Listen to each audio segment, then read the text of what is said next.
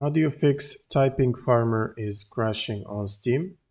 First, you will need to right-click the game in your library, open up the properties, and then in the launch options box, you want to add -dx11. Then go to installed files and verify the game files. And once this is completed, you can close Steam. Next, you'll need to open up your browser, and this link is going to be in the description, where you'll need to go here and get the latest redistributables from this table. You'll need to install the 86 and the 64, both of them.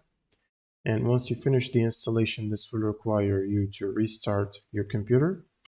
And after the restart, you want to also check if you have the latest driver updates for your GPU. So for NVIDIA GPU, you will need NVIDIA app. And if you're running AMD, you will need the AMD software. Now from drivers here, make sure to check for updates and install the latest available updates. And then just run Steam as admin, right click on Steam and run as admin, and launch the game from your library. This should fix the crash problem. Thanks for watching and subscribe.